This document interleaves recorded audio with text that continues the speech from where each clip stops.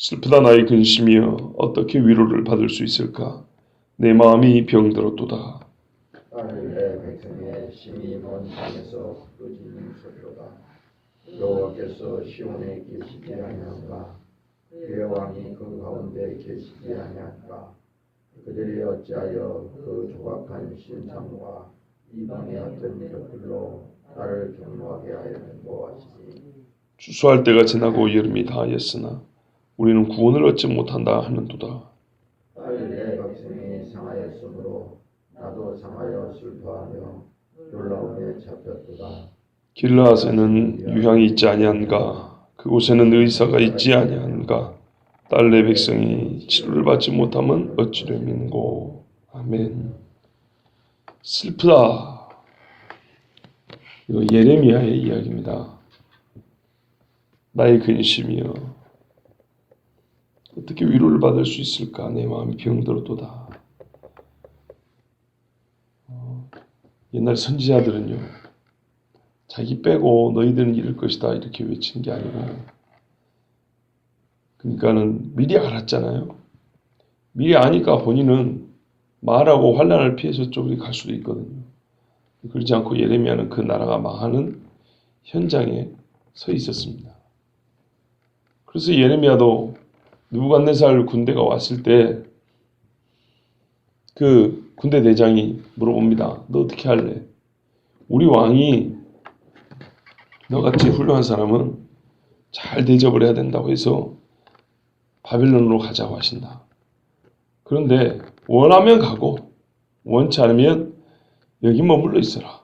이렇게 대우를 해줍니다. 오히려 이방의 군대가 대우를 해준다고. 그 말은 일단은 예레미야가 예루살렘에 남아 있었다는 얘기입니다. 외치기만 하고 환란이 올 줄 아니까 나는 피해야지. 그러지 않냐고 그 환란이 오는 그 자리에 같이 서서 고통을 고스란히 당한 것입니다. 거짓 선지자들은 평안하다 거짓말 해놓고 자기들이 혹시 어려움을 당할 것 같으면 다 도망가고 없는데, 진짜 선지자는 환란이 온다 해놓고 진짜 환란이 오니까 피해도 될 거를 그 환란을 같이 겪었다는 말입니다. 그리고 슬프다 그랬어요. 비록 죄로 말미암아 당하는 고난이지만 잘 됐다 여러분들아 이러고 끝나지 아니하고 슬프다. 하나님도 그러잖아요. 죄로 말미암아 심판하지만 그것을 소위 조롱하거나 비웃거나 이런 식으로 말씀하지 않고 나도 아프다 그랬다고요. 어젯밤에도 그렇지 않습니까? 예레미야 애가에 예레미야의 그 슬픔의 노래에 하나님 뭐라 하면 내가 순금과 같이 시온의 아들들을 그렇게 여겼는데 이렇게 말씀하잖아요. 예레미야가 슬퍼하는 노래소리의 그 가사가 그래요. 하나님의 마음이 그래요. 하나님이 순금과 같이 여겼는데 어떻게 이 질그릇같이 여겨져 이렇게 깨지게 됐냐. 어떻게 하여 우리 백성이 이 지경이 되었냔 말이다. 하나님의 공의는 아무리 자기 백성이라 할지라도 죄인을 의롭다 하진 않거든요. 자, 이 아픈 역사 현장에 예레미야가 같이 있는 겁니다. 하나님의 이 정한 심판이 임했을 때 예레미야는 이 슬픔과 근심을 사람의 능력으로 이기지를 못했습니다. 딸내 백성이 심히 먼 땅에서 부르짖는 소리로다. 이거는 아직 잡혀가진 않는데 심히 먼 땅이니까 좀 그렇고 이 번역이 좀 문제가 있습니다. 이번에는 그것이 아니고 심히 먼 땅에서 오는 자들로 인하여 부르짖는 소리로다. 원래는 그렇습니다. 멀리 바벨론에서 오는 군대 소리로 인하여 그들로 인하여 죽임을 당할 때 부르짖는 고통의 소리로다. 그러니까 예레미야가 지금 어떻게 해요? 마음의 근심과 슬픔으로 견디지를 못하는 겁니다. 그들이 망하면서 뭐라 그러냐? 여호와께서 시온에 계시지 아니한가? 그의 왕이 그 가운데 계시지 아니한가? 이렇게 얘기를 하는 거예요. 참, 이거 앞에서 들은 이야기 아닙니다. 망할 때까지 거짓말에 의존합니다. 이 어떤 말이냐면 지금 군대가 눈앞에 안 돼도 불구하고 오늘 밤이건 내일이건 망하게 생겼는데도 여전히 우리에게는 여호와 하나님이 계시지. 그래 괜찮을 거야. 자기들끼리 주고받는 얘기입니다. 우리에게는 아직 성전이 있잖아. 예루살렘이 어떤 성인가 말이야. 걱정하지 말자고. 이런 소리를 했다는 얘기입니다.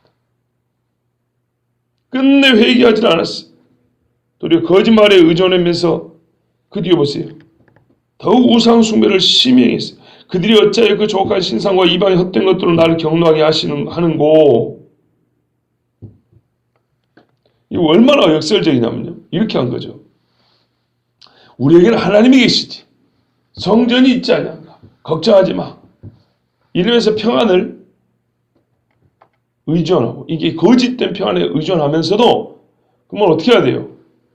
하나님 앞에 예배를 한다거나 기도를 한다거나 제물을 드린다거나 뭐 이런 행위가 있어야 되잖아요. 그런데 행동은 어떻게 하냐? 하늘의 별, 달에게 싹싹 빌고 있다 이런 말입니다. 세상이 정말 바보 같지 않으세요? 지금 누구를 섬기는 거예요? 양당을 결정을 하고 말이나 행위가 일치가 있어야죠. 말로는 성전이 있잖아. 하나님이 옛날에 왜 율법 기억나거든요. 버리지 아니한다. 등불을 주겠다. 그러니까 괜찮을 거야 하면서도 집에 가서는 솥단지 위에다가 고양이 한 마리 올려놓고 날 살려라 하는 식이란 말이에요. 그래서 하나님이 어떻게 해요? 나를 경노하게 하는 거. 하나님이 화가 나요. 이사야 8장에 보면 이런 말씀이죠. 이 땅으로 헤매며 곤고하며 굶주릴 것이다. 그가 굶주릴 때 격분하여 자기의 왕과 자기 하나님을 저주할 것이며 위를 쳐다본다. 참 재밌죠? 그들이 괴로울 때 화를 내면서 하나님한테 원망을 하면서 위를 쳐다본다 그랬어요. 그러니까 이 말이 또 이렇게도 들릴 수 있는 거예요. 하나님이 우리와 함께 한다고 하지 않았냐? 근데 왜 안 도와주는 거야 도대체? 그러면서 여전히 하나님은 우리하고 영영 빠이빠이 하셨는가 보다. 그를 믿을 것이 무엇이냐 하면서 우상숭배했다는 그런 말로도 해석이 되는 겁니다.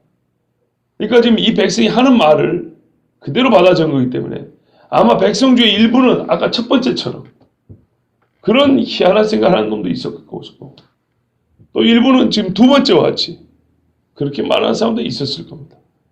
그렇지 않겠습니까? 하나님은 한 입으로 한 소리 하지만 사람은 한 입으로 여러 소리도 하고 한데 모아놓으면 여러 사람이 각기 이상한 소리도 하고 들리는 소리 같은데 뜻이 다른 이야기도 많고 이래서 그들의 그들의 죄가 하나님의 구원의 손을 멀리 멀어지게 하는 마지막까지 하나님을 화나게 하는 그런 죄악들이 되었습니다.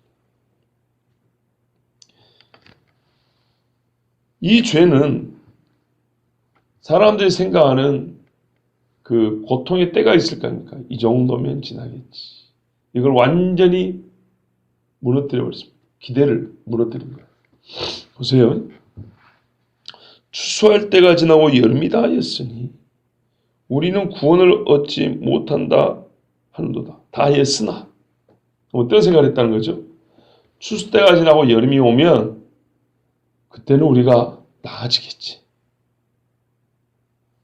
정말 오늘 읽은 말씀에서 다른 말씀 다 중요한데요.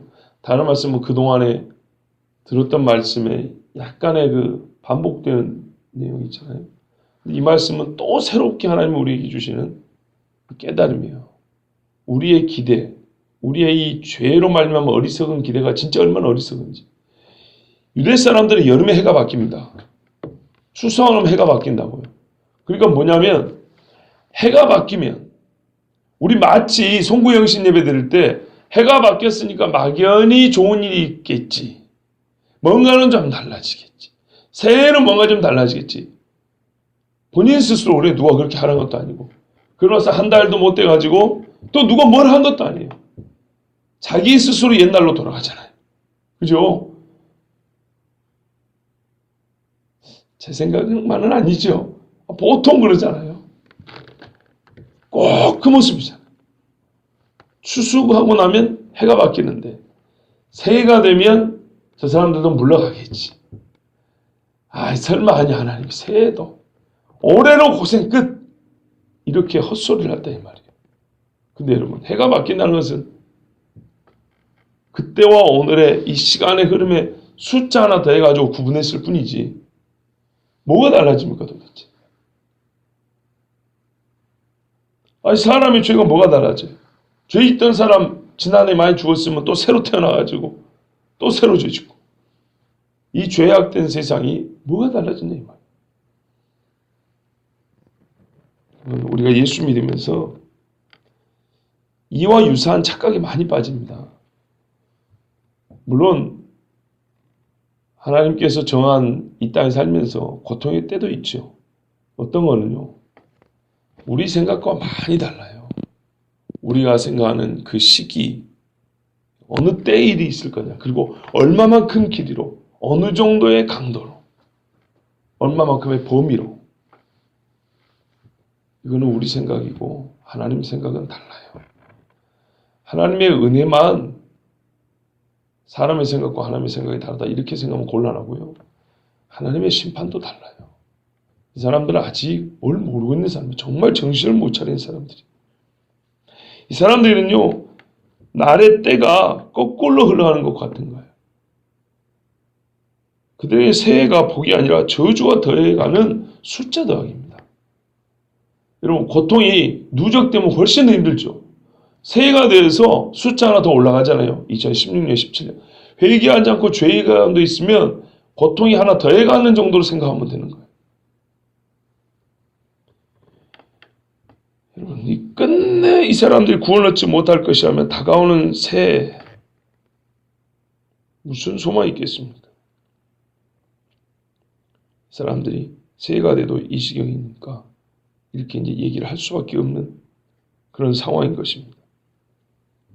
그런데 또요, 한편으로는 이 말씀이 또 다른 의미에서 은혜가 되기도 하고 하나님의 마음을 읽게 해줍니다. 뭐냐면 끝내 이 사람들은 구원을 못 받아요. 끝내 작정된 심판입니다. 그런데요, 우리 하나님 뭐라냐면 마지막 때가 되면 유다와 예루살렘이 다시 한 집이 되고 그들이 주님 앞에 돌아오고 진짜 바르게 호산나를 부를 수 있는 백성으로 변화된다 그랬어요.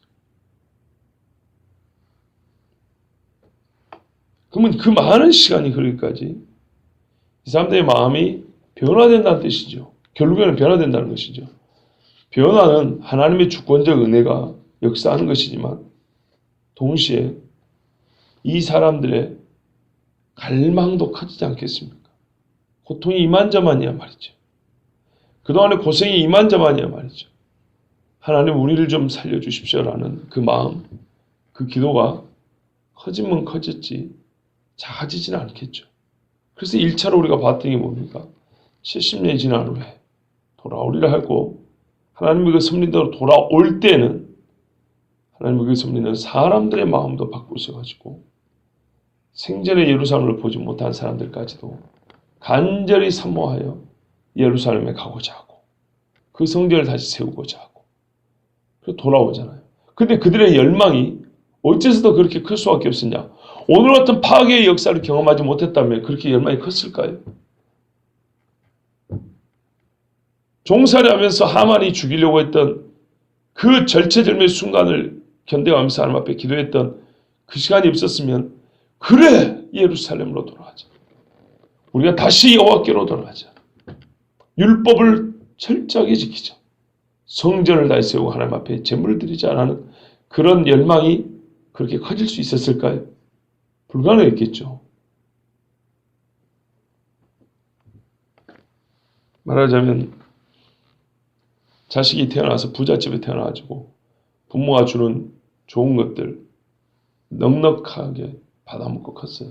알아요. 우리 부모가 나한테 좋은 걸 주시는 분이란 걸 알아요. 그 다음에 여러분 그러고 평생 살다 죽을 수 있죠. 근데 이런 건 어떻습니까? 잘한 건 아니지만 내가 사고를 쳤어요. 퇴학당이 생겼어요. 감옥에 또 들어가게 됐어요. 부모가 와서 선생님한테 빌고 경찰서 와서 경찰한테 빌고 무릎을 꿇고 싹싹 빌어요. 잘해서 한 건 아니지만 그걸 통해서 자식이 뭘 배우죠? 우리 부모는 나에게 좋은 것을 주시는 분을 넘어서서 나를 위하여 자기 명예를 내려놓고 수치와 부끄러움을 당하기를 마다하지 않는 분이구나. 그럼 부모님을 어떻게 생각할까요? 지난주에 설교했던 내용이 비유를 하자면 이와 유사한 내용이 있었습니다. 아담과 하와가 잘한 건 아니지만 눈 떠보니 다 좋아요. 하나님은 좋은 걸 주시는 분. 하나님은 우리를 사랑하는 분. 좋은 걸 주셔서 사랑하는 분. 알겠어요. 근데 하나님이 얼마나 의로운 분이라는 걸 어떻게 알 수 있을까요? 좋은 걸 주시는 사랑하는 분을 넘어서서 자기 몸을 죽기까지 나를 사랑하는 분이라는 건 어떻게 알 수 있을까요? 그래서 어떤 분이 이렇게 말하는 거예요. 우리를 구원하기 위하여 창조하셨다. 이건 무슨 말도 안 되는 소리입니까? 하나님이 우리와 나누고자 하는 사랑은요. 구원하시는 하나님의 사랑을 알게 하고 그 사랑으로 하나 되는 것까지를 의도하신 거라 이런 말입니다. 그게 바로 깊은 하나님의 지혜라는 겁니다. 좋은 걸 주고 받아 먹으면서 아이고 하나님 좋습니다. 아이고 우리 하나님 좋네. 이 정도 아니라는 얘기예요. 피눈물을 흘리기까지. 정말 가슴에서 뜨거운 것이 막 오라고. 아 주님 나를 이렇게 사랑한단 말입니까? 우리가 죄를 지게 잘했다는 게 아니에요. 분명히 어리석고 잘못한 거죠. 그러나 하나님은 그 일을 통하여서 진짜 하나님이 누군가를 우리에게 가르쳐 주셨어요. 유다가 잘했다는 거 아닙니다. 유다는 자기 며느리를 간음한 사람이에요. 동생을 팔아먹은 사람이에요. 그런데요. 그 일로 말미암아 유다가 변화되지 않았다면 분명히 잘못한 일이지만 그로 말미암아 하나님 앞에 그가 소위 회심하고 중산 변화를 체험하지 않았다면 베냐민을 위하여 중보할 수 있었을까요? 하나님께서 말씀하시고 계획하신 요셉, 잘난 요셉과 그 집안만 예루살렘 가나안으로 들어간 게 아니라 야곱의 12아들 이스라엘이 하나님의 백성으로 변화되어 가지고 가나안에 들어갈 수 있었을까요? 어렵죠. 정말 어려운 이야기입니다. 그래서 요셉이 이렇게 고백하잖아요. 당신들은 나를 헤아려 했어. 하나님은 그것을 선을 바꿨어. 당신들의 악을 선을 바꿨어. 오늘같이 만민의 생명을 구원하게 하셨나니. 그렇죠. 단순히 그 사람들이 떡이나 먹고 살게 됐다. 그 정도 얘기하는 거 아닙니다. 이 고통을 겪으면서 이스라엘 사람들은 분명히 죄를 지은 건 사실입니다. 그러나 마지막 구원의 때를 생각한다면 과거에 하나님 앞에 죄짓고 깨닫지 못했던 그 조상들의 때를 떠올리면서 정말 그 마지막 한 세대들은 더욱 주님 우리는 옛적과 같지 않기를 원합니다. 우리를 살려주십시오. 우리는 죄인입니다. 그 환난 중에 부르짖을 줄을 아는 백성이 되지 않겠습니까? 선지서들이 예언하는 것은 그겁니다. 마지막에 환난 때는 유다인들이 예루살렘에 있는 이스라엘 사람들이 주님을 부른다는 겁니다. 애타게 부른다는 겁니다. 이때는요. 끝까지 거짓말을 하지 않는데 부른다는 겁니다. 그때 그의 왕이 오사 이렇게 돼 있단 말이에요. 호산나를 진짜 부를 줄 아니까 그때 왕이 오신다 이렇게 말씀하고 있지 않습니까? 이와 같은 어리석음의 날 고통의 때를 알기에